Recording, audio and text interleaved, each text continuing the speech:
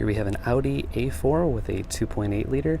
And if you're looking for the fuel regulator, it's actually, if once you lift up the cover on the top of the engine, you'll see both of the fuel rails here and here with 3 injectors on each.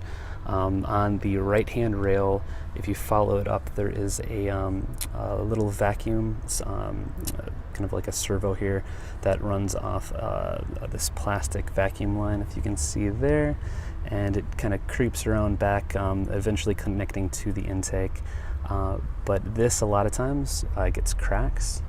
You can actually see there on the side that they're extremely brittle. And if you do develop a vacuum leak there, a lot of times that can disrupt the proper fuel flow to the whole injector system.